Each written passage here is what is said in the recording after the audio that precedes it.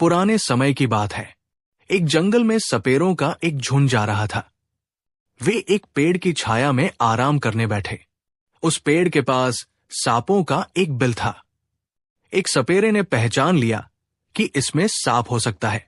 उसने अपने साथियों से कहा कि हमें ये बिल खोदना चाहिए। जब सपेरों ने बिल खोदा तो उसमें से एक बहुत बड़ा काला नाग निकला। सपेरों ने उसे पकड़ लिया और पिटारे में बंद कर लिया। थोड़ी दूर चलने के बाद सपेरों ने सोचा कि वे नाग का जहर निकाल दे। जब उन्होंने पिटारा खोला तो सब हैरान रह गए। नाग गायब हो गया था और उसकी जगह एक सुंदर नौलखा हार रखा था। सपेरे हार देखकर बहुत खुश हुए। उन्होंने सोचा कि नाग से तो हार ज्यादा कीमती है, इसे राजा को दे देते हैं। राजा उन्हें बहुत सारा धन देगा। वे राजा चित्रसेन के शहर की ओर चल दिए। राजा के महल में पहुंचकर उन्होंने राजा को प्रणाम किया। राजा ने उनसे आने का कारण पूछा। सपेरों ने बताया कि उनके पास एक बहुत कीमती हार है जो रानी के गले की शोभा बढ़ा सकता है। राजा चित्रसेन ने हार दिखाने को कहा। जब सपेरों ने पिटारा खोला तो राजा और दरबार में सभी लोग हार देखकर हैरान रह गए। उन्होंने ऐसा हार पहले कभी नहीं देखा था। राजा ने सपेरों से पूछा कि वे ये हार कहां से लाए हैं। सपेरों ने बताया कि उन्हें ये रास्ते में मिला था।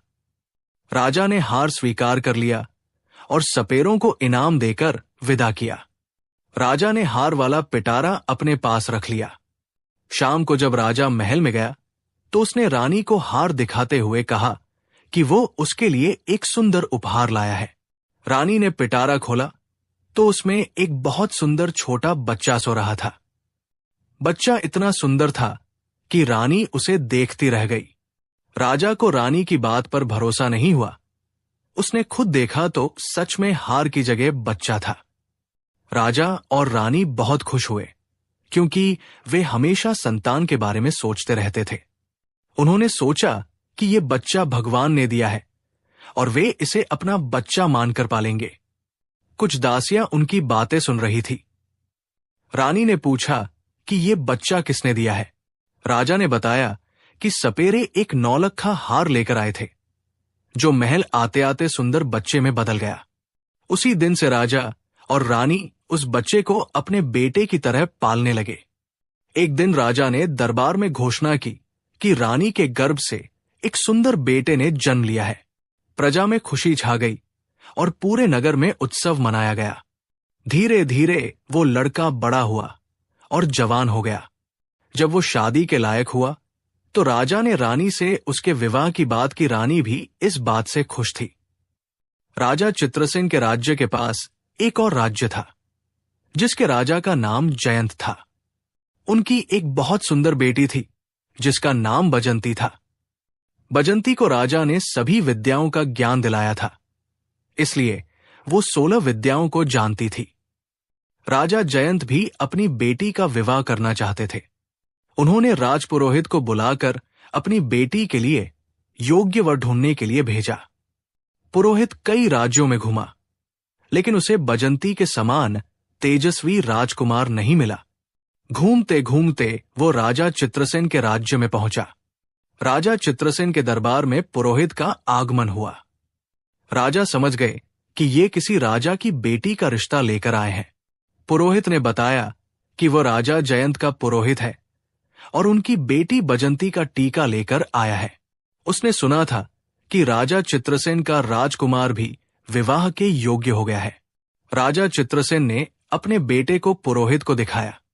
पुरोहित राजकुमार को देखते ही खुश हो गया और बजंती का विवाह पक्का करके अपने राज्य लौट गया।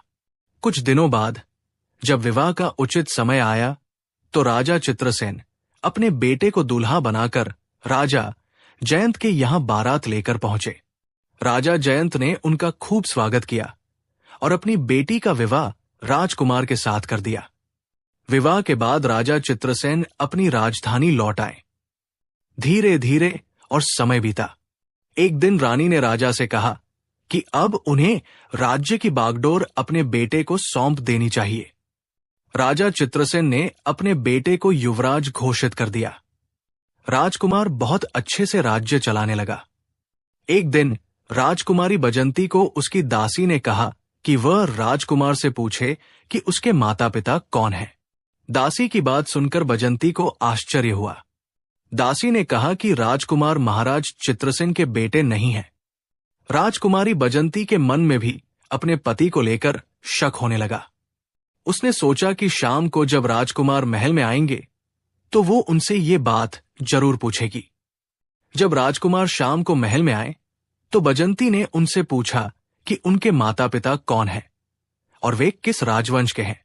ये सुनकर राजकुमार का चेहरा काला पड़ गया।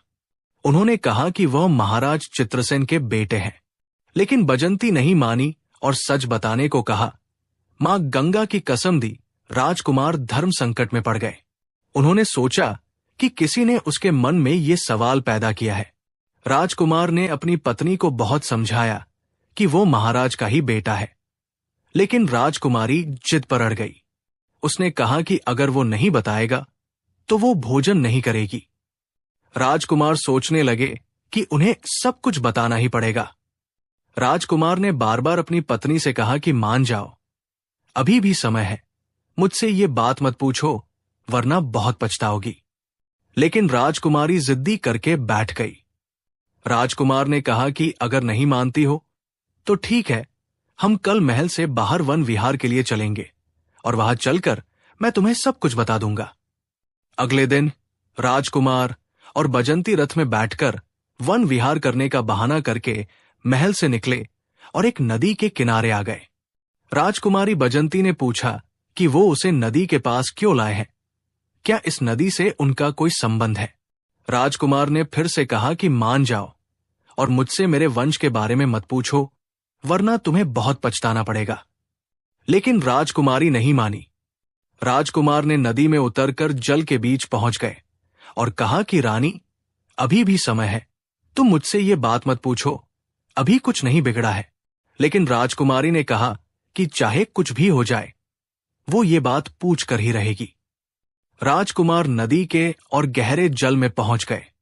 जब पानी छाती तक आ गया तो राजकुमार ने फिर रानी को समझाकर कहा कि रानी मान जाओ, तुम्हारा पूछना मुझे तुमसे हमेशा के लिए दूर कर सकता है। तब राजकुमारी ने कहा कि चाहे कुछ भी हो जाए उन्हें इस भेद को उसके सामने रखना ही होगा। अब राजकुमार और आगे बढ़े और जब पानी मुंह तक आ गया तब उन्होंने कहा कि रानी, अभी तुम्हारे पास समय है, ये जानने की कोशिश मत करो कि मैं कौन हूं।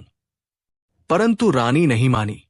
फिर राजकुमार ने अपना असली नाग का रूप धारण कर लिया और नदी के जल के ऊपर अपना फन दिखाने लगे।